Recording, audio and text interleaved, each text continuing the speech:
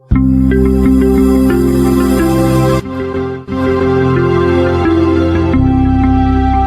and Auditors, that is Chapter 10 of the Companies Act 2013, consisting from section 139 to 148. Right? There are 4 sections which are very big sections: 139, 140, 141, and 143. Coming directly into our topic, section 139. What is section 139? Section 139 deals with appointment, rotation, and some other related points to that particular section. We'll directly go into that particular topic. How the subsequent auditors of a company is going to appoint. If the government, if it is a government company, or any other company owned or controlled by the central government, state government, or jointly by central government, state government, then for that particular company, the subsequent auditor shall be appointed by the C&AG within 180 days from the commencement of what? The commencement of a financial year, and his tenure will be till the conclusion of AGM. Right? At present, our C&AG, that is the Controller and Auditor General of India, is Raju Mahrishi. Right? And coming to the other than the government companies, if the subsequent auditor is going to appoint, it will be appointed by the members at the annual general meeting, and his tenure will be conclusion of that AGM to the conclusion of 6th AGM, and thereby every 6th AGM, meaning his period will be for 5 years. Right? Previously, for every year in the annual general meeting, ratification by the members shall be required, but now there is no ratification. That point has been removed by the amendment. Right? Now discussed the subsequent auditor, and we are now going to first auditors. How the first auditors are appointed in a company. If the same, if it is a government company or any other company controlled or owned by the central government, state government, then within 60 days from the date of registration of the particular government company, C&AG has to appoint the auditor. That is the first auditor.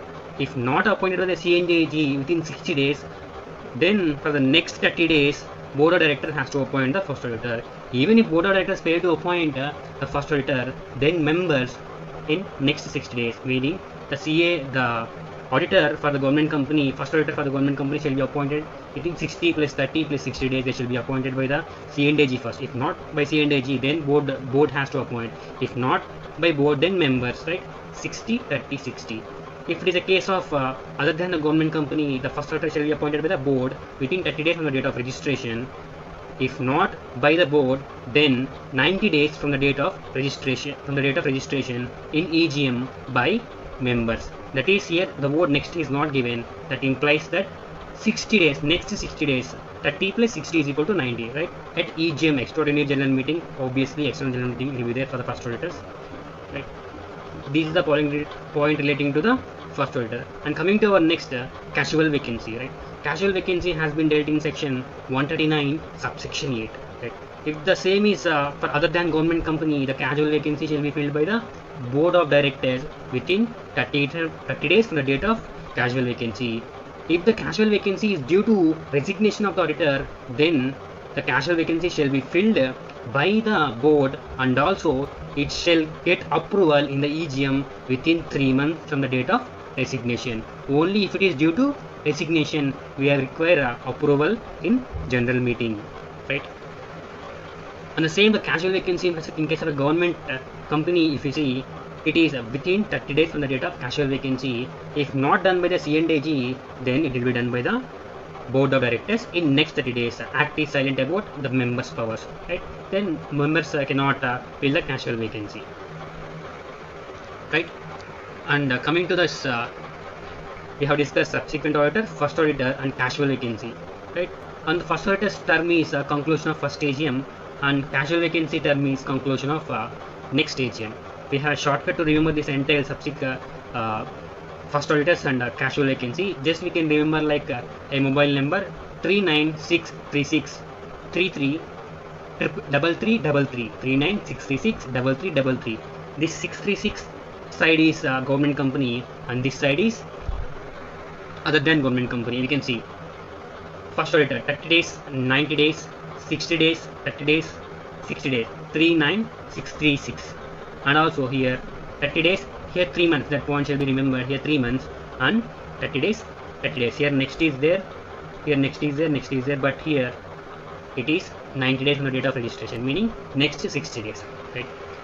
And going to our next topic,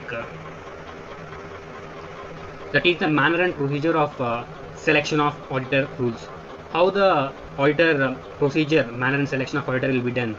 if the company is having only board of directors, that is audit committee constitution is not required, then the board shall recommend the proposed auditor with his qualification experience, considering his qualifications experience, to the members in the AGM, right? Then the members will approve, then auditor is appointed.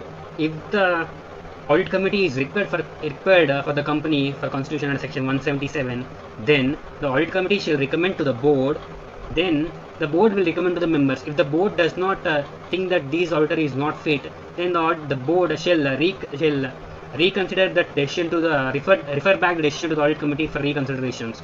Like that, then again audit committee will recommend board, and again board will recommend to member in AGM. That is a procedural part. You can just read, that is not that much important. And next going to section 139 subsection 6, that is reappointment of retiring auditors. How the retiring auditor shall be reappointed at AGM other than the rotational auditors. That is obvious. Rotational auditors cannot be reappointed because he has a cooling period. We will discuss later. Reappointment of retiring auditor at AGM other than the rotational auditor. How it is going to happen? It has been discussed in the section 139 subsection 9. That is first point. That reappointment of retiring auditor shall be done if he is not disqualified. If he is not disqualified under section 141 and 141 subsection 3, and he has not given his unwillingness, meaning he has not given his unwillingness to act as an auditor of a particular company, and also special resolution has not been passed in the AGM that appointment of some other person as an auditor, or that particular person is shall not be reappointed. If those two points any special resolution is passed, then that particular auditor is not going to be reappointed, right? What are there are 4 conditions for a retiring auditor to get reappointed. What are the 4 conditions? Not disqualified, unwillingness, special resolution is not passed for appointing some other person, or special resolution not passed for reappointing the same person, for not reappointing the same person, right? And coming to our next section, that is section 139 subsection 10. No auditor is appointed or reappointed at AGM. AGM is held, and what if then auditor is not appointed or reappointed? Nothing has happened. Then the existing auditor will continue to the retiring auditor. Existing auditor will continue to be the auditor of the particular company if no auditor is appointed in the AGM or no auditor is reappointed in the AGM. And coming to next section 139.2 to 139.4, that is the important topic, rotation of auditors. We'll see the first applicability. Every state company has to follow the rotation of auditors provisions, and also public company having paid up share capital of 10 crores or more, and also private company having paid up share capital of 50 crores or more, or any company whether public or private having borrowings 50 crores or more. That is public company having paid up share capital of 10 crores or more, private company having paid up share capital of 50 crores or more, any company whether public or private having the borrowings 50 crores or more. That is 10, 50, 50. Public, private, any company. In the borrowings, we have to consider the banks, borrowings from the banks, borrowing from the financial institution, and the public deposits, right? That deposit shall also be considered counted for the checking the applicability of that particular section. There is an exception to the particular section rotation, that is 1% company and small company need not comply with the particular rotation provisions. And coming to the main, what is the purpose of rotation? Individual is allowed for only 1 term, and also if it is a case of a firm, it is allowed for 2 terms. What is the 1 term meaning? 1 term meaning is 5 consecutive years, meaning an individual can be an auditor for a particular company for 5 consecutive years. After that, he or she has to take rest. That is a cooling period. 5 years shall be there.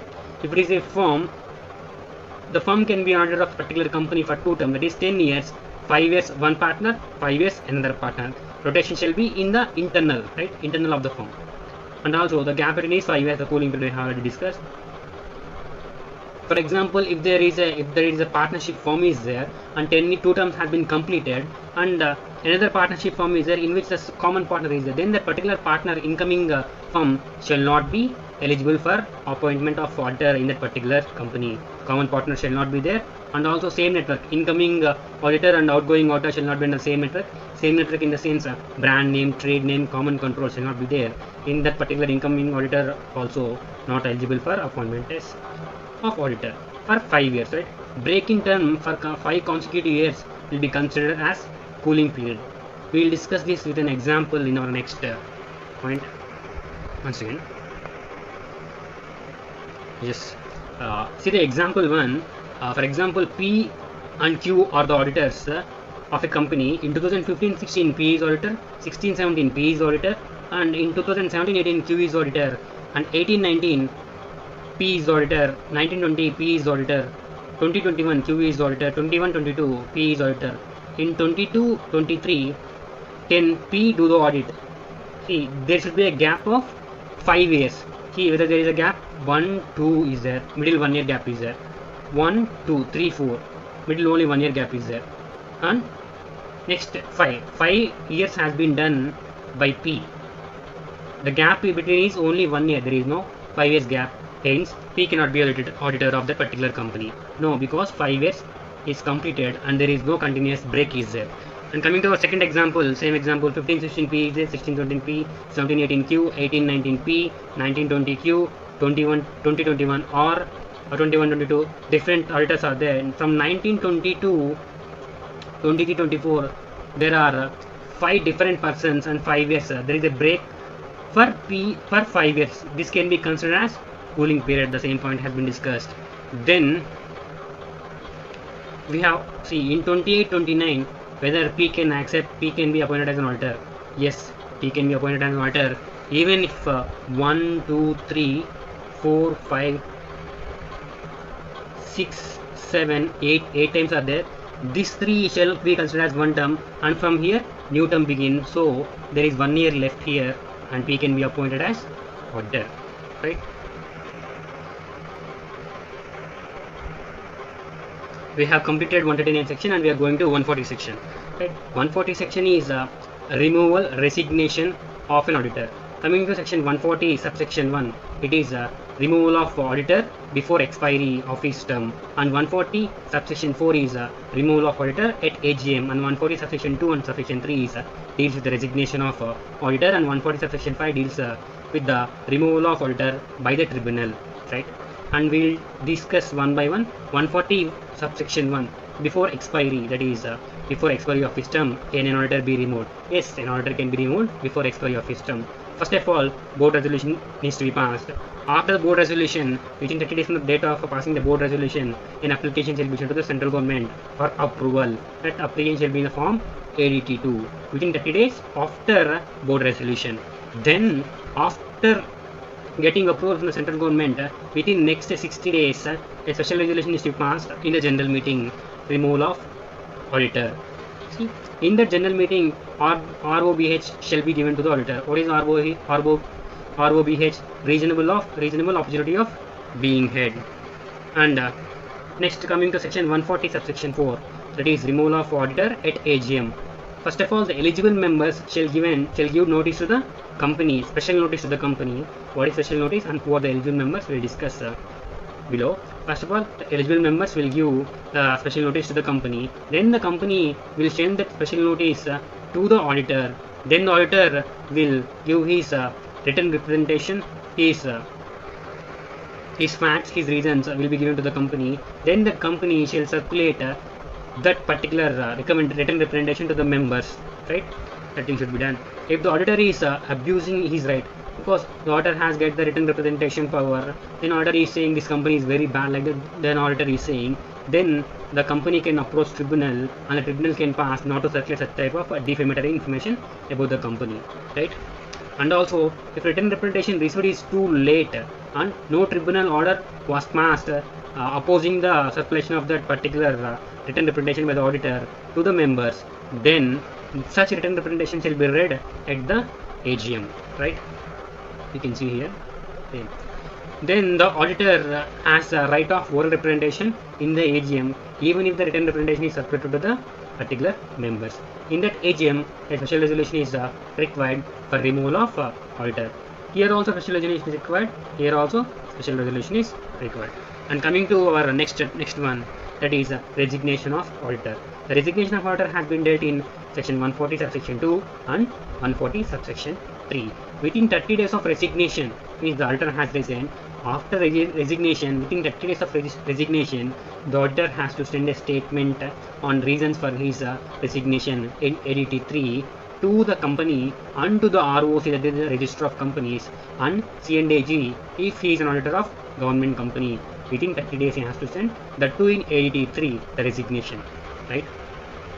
And penalty, what if the auditor has not complied, that is the auditor has not sent his statement and containing the reasons for his resignation to the company ROC or C&AG, there is a penalty for the auditor. The penalty amount is 50,000 or remuneration whichever is lower, or 500 for continuing the default day per day, and the maximum penalty is 5 lakhs. What is again the penalty? 50,000 or remuneration whichever is lower, or rupees 500 per day for the continuing default, or maximum 5 lakhs, right? And coming to the next 140 subsection 5, that is the removal by the tribunal. The tribunal can remove to take the issue and remove the auditor and pass an auditor for removal of auditor, or else the tribunal can get after receiving the application from the central government or any person concerned may remove the auditor, right? The tribunal has no order taken or an application is received from central government or any other person concerned, then the tribunal will be satisfied that the auditor has acted fraudulently or colluded in any fraud, has operated any fraud, or he has known that fraud is happening in the company and he has operated that fraud. Then the tribunal is satisfied with these 2 points, and the tribunal may pass an order for removal of auditor, right? If it is a case from suo motu or an application by any other person concerned, the tribunal will pass an order to the company to remove the auditor. If it is a case the application has been sent by the central government to the tribunal for removal of auditor, then the tribunal has to pass an order within 15 days from the receipt of the application, and the central government may appoint further any other auditor. What is the consequence? See, if any auditor is removed under section 140 subsection 5, very important, if any auditor is removed under section 140 subsection 5, he is disqualified for 5 years in any company. He cannot be appointed in auditor in any company, and also he get attracted fraud penalty because he acted in fraud manner or he colluded in a fraud. That section 447 is applicable in this particular case.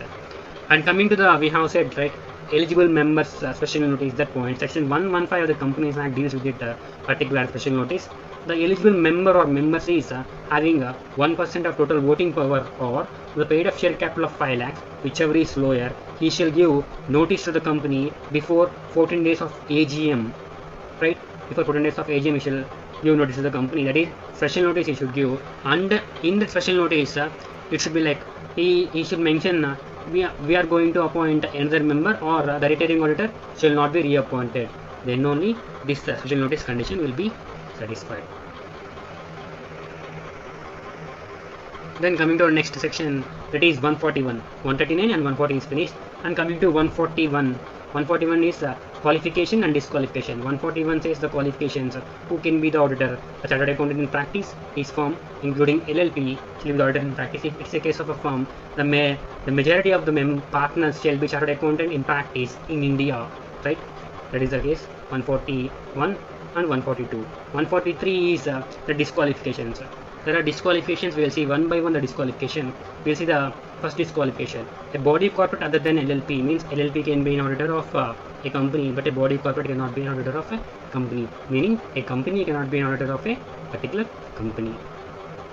Okay. If you see the same body corporate can be an auditor, internal auditor of a company. For internal auditor there is no such disqualification.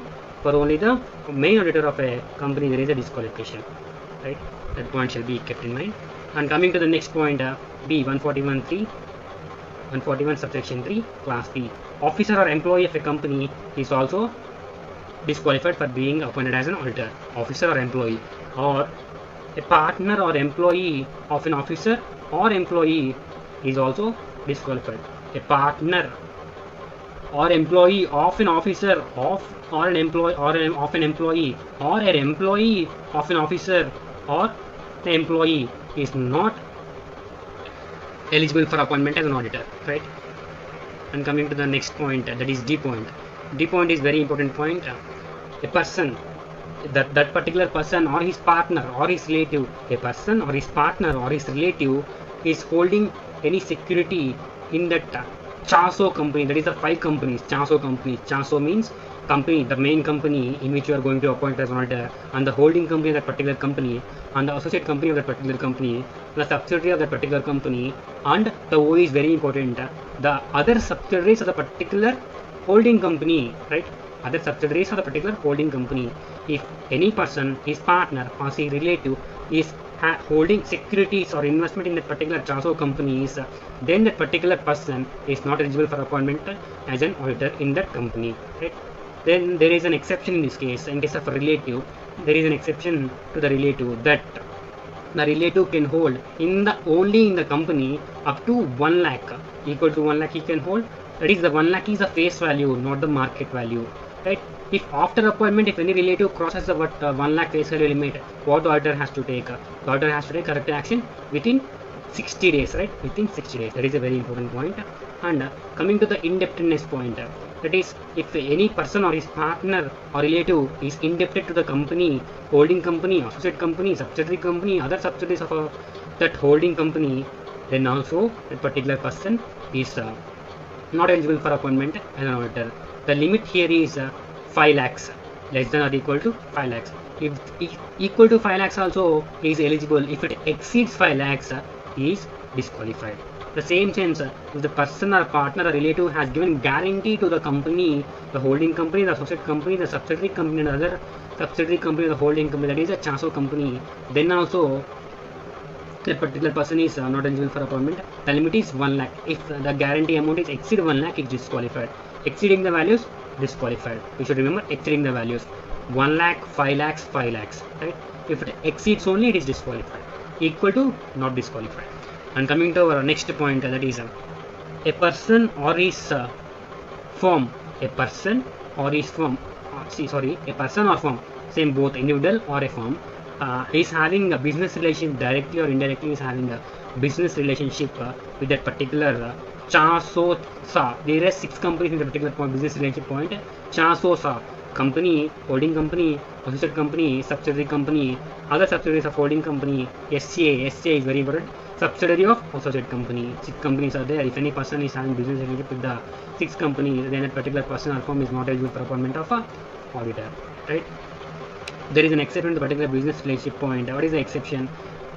Business relationship means it's a commercial transaction. If the commercial transaction is the nature of a professional service as permitted by the Chartered Accountants Act 1949, it is allowed. And also, if it is a customer of ordinary course of business, also it is allowed, right? And coming to our next point, if a person's relative is a director or employment as a director or KMP of the particular company, then that particular person is not eligible for appointment. That relative can be a director or employment in any other company, right? It can be a director in the holding company, subsidiary company, but it should not be director or employee of the particular company, right? This is very tricky one. And next one is our section G, that is Chartered Accountant full-time employment elsewhere. If the Chartered Accountant in practice is full-time employment elsewhere, she will not be eligible for appointment as an auditor. Or if a person or a partner exceed the maximum number of limit of auditorships is 20 audits, right? 20 audits. If it exceeds 20 audits, then also that particular person is not eligible for appointment. For that calculating 20 audits, we have to consider 1% company. We have to exclude 1% company, small company, dormant company, private company having paid up capital of less than 100 crores, right? Private company having paid up capital of less than 100 crores. If it is equal to 100 crores, that particular private company shall be counted in that 20 limit, right?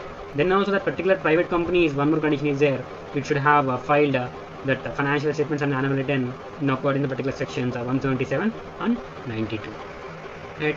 And coming to next disqualification, a person convicted by the court for reason of fraud and 10 years has not been elapsed from the date of sentence of that particular thing. If 10 years has not been elapsed, then he is not eligible for appointment. If 10 years is completed, he is eligible for appointment, right?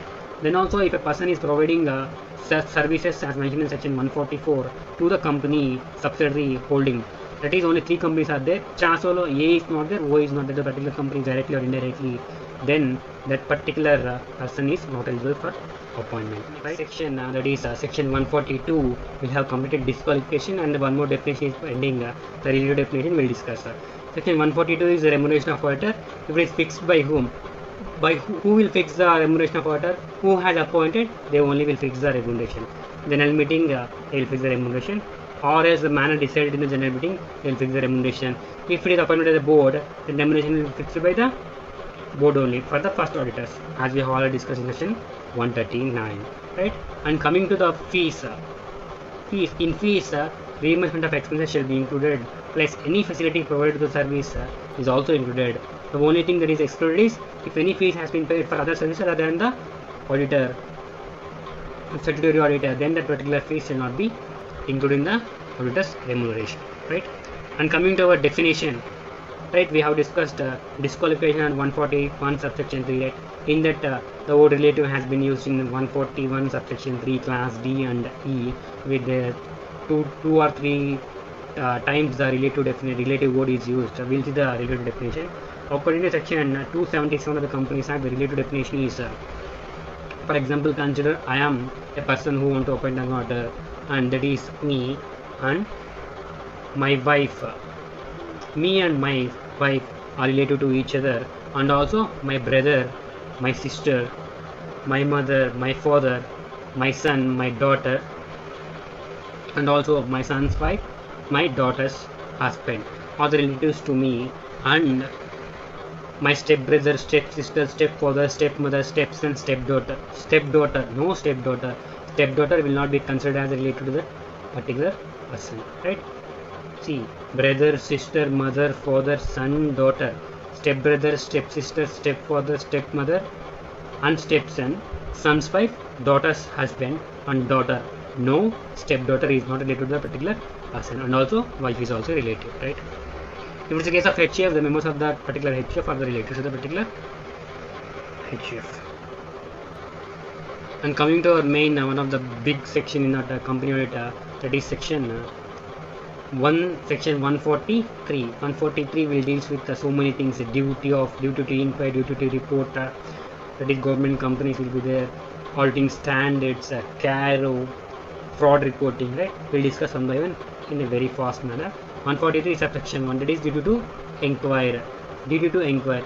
There are particular points will be there. If that particular point the auditor has found any negative only, then only he has to report to this particular points. We will have a shortcut, that is LIC BP high, L square IC LIC BP high. Right? What is loans and advances properly secured or not? The auditor has to check whether the loans and advances have been properly secured or not, and the terms of the loans and conditions granted are not prejudicial to the company. That thing auditor has to check. If there is a negative, then only auditor has to report his deviations. And next yearly is loans and advances not shown as deposits. The auditor has to check whether the loans and advances are shown as deposits or not. It should not be shown as deposits. I is related to the investment. If the company is not an investment or banking company, then the asset, that is the shares, debentures, and other securities are sold less than the price at which they are purchased. If that thing has happened, an auditor has to check in a particular case. If it is negative, then the auditor has to report the deviation. And C, LIC, C is cash. Shares are rated for cash. Whether particular cash has been received or not. And the books of account is showing the correct reliable position or not. That point auditor has to verify. And B is the book entries. Whether the mere book entries are not prejudicial to the, we'll pass adjustment book entries, right? Dummy entries. That adjustment book entries are not prejudicial to the interest of the company. That auditor has to check.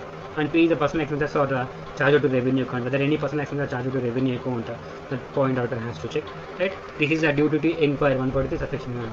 And again, next we are going to do 143 subsection 3. That is a reporting point, duty to report. There will be some points we will discuss here. First point, we'll just remember information proper, branch books, AS, adverse, directors, maintenance, IFC, others. What is it? Information proper, branch books, AS, adverse, directors, maintenance, IFC, others, right? We'll discuss one by one. If the auditor has obtained all the sufficient information or not, if not, the details will be disclosed by the auditor. He has to particularly report this. And also, if there is a proper books of accounts have been kept by the company according to the applicable financial reporting framework or not, that also auditor need to check. Information proper. Branch books, if the branch audit report is received or not, and the manner in which the branch audit report is dealt in the particular audit report, the auditor has to report. Branch books. The books of accounts is an agreement with the balance sheet and profit and loss account. I think auditor is report. Information proper. Branch books. Yes. Whether the financial statement is compliant with AS. Information proper. Branch books. Yes. Adverse. Right? Adverse. Any adverse affects the functioning, because auditor will give some observations or comments of auditor on the financial transaction, right? For that observation, if there is any adverse effect of functioning of the company, that point auditor has to report. Information proper. Branch books. Yes. Adverse. Directors. If any director has been disqualified in section 164 subsection 2, disqualification, that particular point auditor has to consider, and he has to report the particular point. Information proper. Branch books. Yes. Adverse. Directors. Maintenance of what? Maintenance of accounts with respect to the qualifications, reservations and adverse remarks of the auditor. That point has to be reported, right? And also internal financial controls, whether internal financial controls of the company are adequate or not, or whether that particular financial controls are operating effectively or not, that point auditor has to report. In that particular IFC, is not applicable to the private companies. The private company, one condition also that it should not have done default in section 137 or 92, right? What is the particular not applicability for a private company, which is a OPC company, a small company? The IFC point is not applicable, the internal financial control point is not applicable, and also the turnover and borrowing, that is a TB criteria. The turnover and borrowings less than 50 crores, uncondition is there. The borrowings from the bank and financial institutions and any body corporate, here this is very important, any body corporate, if the particular company has borrowed money from any body corporate, that point or that amount also should be considered for checking the applicability of the internal financial control point. TB criteria: turnover 50 crores, less than 50 crores, and borrowings less than 25 crores, right? If it is less than 50 crores, less than 25 crores, then that is not applicable. And coming to our next others. Others, there are 4 points. Any pending litigations, there auditor has to report. Any material forcible losses are there, auditor has to report. Any delay in transfer to the IEPF account, as we have known, and section 125 of the Companies Act. That point auditor has to report. Any delays are from transferring the amount to the IEPF, that is Investor Execution Protection Fund account. And the last point is Mitro Modi. Our Modi has come on 8th November 2016 saying that that 500 rupee note, 1000 rupee note is not valid. In that particular case, any specified deposit notes had been done within a particular period, that point auditor has a report. I think this point has irrelevant as on today, right? And coming to next topic, that is 143 subsection 5, 6 and 7. That is related to the government company. If it is a government company or owned or controlled by the government, controlled by the central government, state government, or jointly with the central government or state government, then this particular point is applicable. Who will appoint auditor? C&AG will appoint auditor, and C&AG will give direction to the auditor for in which manner he has to conduct audit, and that particular audit will report to the C&AG the audit report, right? And also if the C&AG after receiving the report, he can supplement the audit report, or he can issue direction for the supplementary audit under 143 subsection 6 within 60 days from the receipt of order. Within 60 days from the receipt of audit report, right, that C&AG can order for supplementary audit. C&AG can also comment, can also supplement the audit report, or he can order for supplementary audit. C&AG can also audit test audit, right? This is not much that much important. And going to our next, that is 143 subsection 8, branch audit. Branch audit also is normal thing, but only one point is that if the branch is situated outside India, then the auditor of that particular branch should follow the qualification criteria, the particular law of land, right? And coming to 143 subsection 9 and subsection 10, that is standards on auditing. You just see this standards on auditing shall be recommended by the ICA with which NFRA examines, and recommendations will be forwarded to the central government, and then central government with consultation with NFRA issue the standards, that is auditing standards, SCS. And coming to 143 subsection 11 is our CARO reporting. Other reporting responsibilities, that is a CARO reporting is mentioned in particular section. One second. And coming to our main, that is 143 subsection 12 to 143 subsection 14, that is reporting of frauds by auditor or cost auditor or secretarial auditor or branch auditor. For all auditors, this particular point is applicable. cost auditor, secretary auditor, and also for branch auditor. Secretary auditor is 204 is there, right?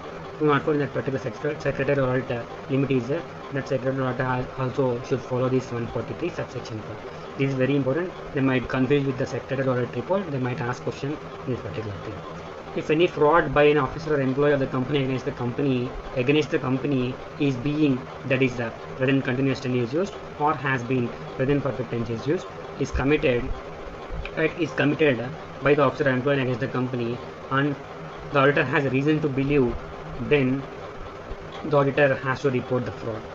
There are two cases. What is the amount of fraud we have to check? Whether the amount of the fraud is less than 1 crore or amount of the fraud is 1 crore or above. If it is 1 crore or above, here we have to see only suspectable frauds will be reported. But whereas in CARO, the noticed and reported frauds are reported, right? That point shall be the main difference between the CARO and this particular section. And the amount of fraud is 1 crore or more, then the auditor has to, within 2 days, immediately within 2 days, has to send his to the board or audit committee. Then the board or audit committee will reply to the particular auditor's report, giving his observations within 45 days. 2 days auditor has to has to send a report to the board or audit committee. Then the board or audit committee will reply within 45 days to the auditor. There are two conditions in this case also. What if the board or audit committee has not replied, or what if the board or audit committee has replied? If the board or audit committee has replied within 45 days, then within 15 days of receipt, the auditor has to send a report to the central government. And if not, within 15 days of expiry of the 45 days, the auditor has to send the report to the central government in form ADT 4. Report of the auditor shall be there. Then reply and observations of the board, if given, they should be there. Here they have not given, that point is not there. And also comments of the auditors on the reports, report and observations given by the board. Here it is there, here it is not there. And note details are being sent to the we have sent to the board and they have not replied, that point should be given in a particular case, right? And coming to the next case, what if the amount is less than 1 crore? If the amount is less than 1 crore, auditor has to say within 2 days he has to report to the board or audit committee his knowledge of his fraud.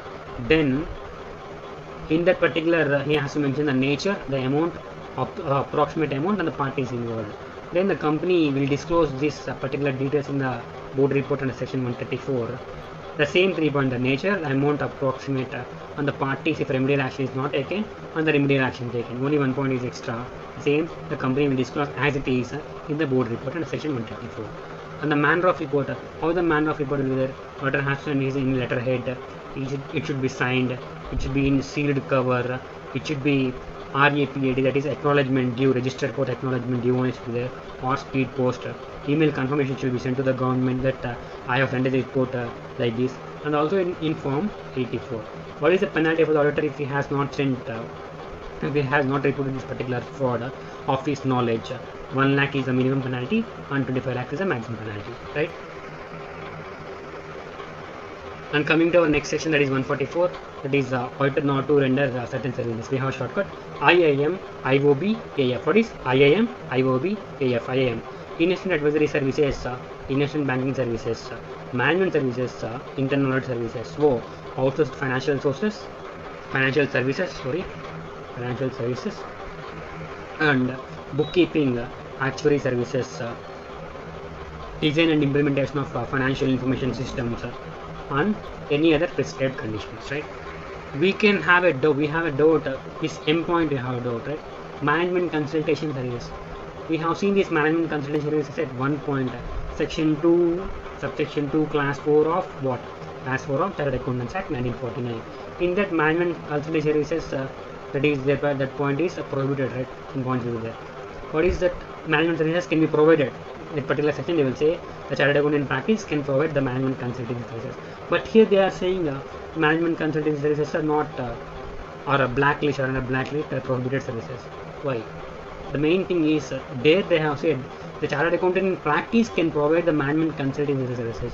But in this point, the auditor, who is that? The auditor cannot provide the management consultancy services. That is a difference. You have to be very careful in a particular difference.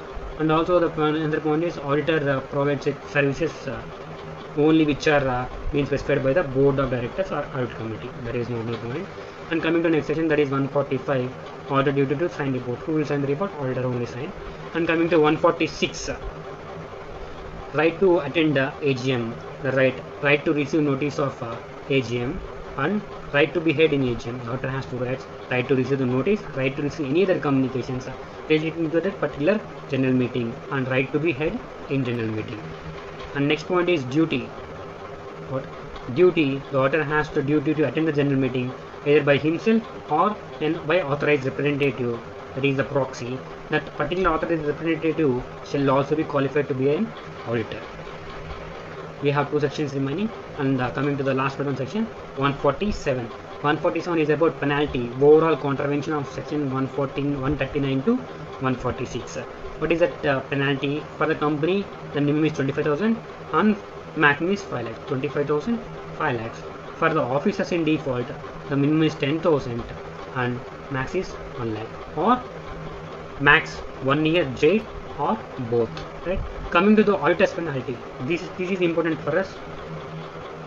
If the auditor has done default in particular section 139, 143, 144, 145, then the penalty is 25,000, 5 lakhs, or 4 times of the remuneration, whichever is lower. And if the auditor has done knowingly, intentionally the mistake, then the penalty will be high: 50,000 minimum, 25 lakhs maximum, or 8 times of the remuneration, whichever is lower. And is there, and 1 year jail. Here or is there, and here and is there for that imprisonment condition. 147 is completed.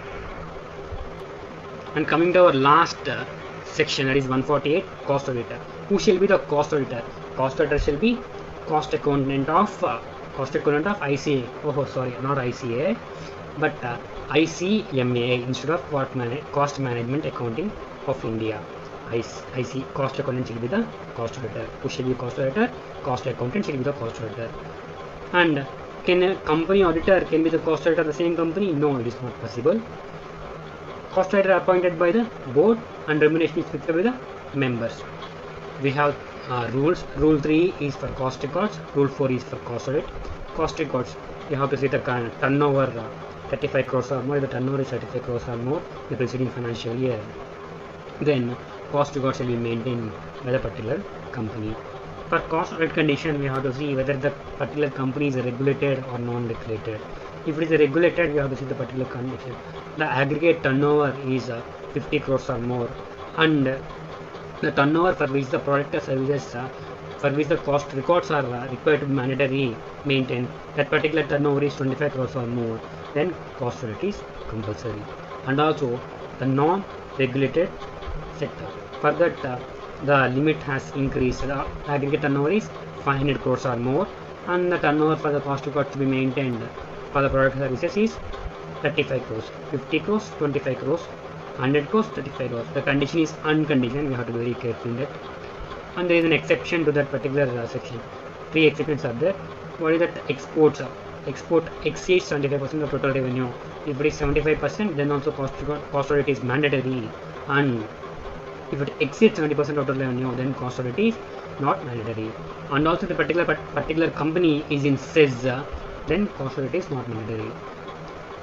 Electricity generation used in captive consumption. If the company is generating electricity and it is used in that electricity for captive consumption by its own, then that particular company is not required to conduct cost audit.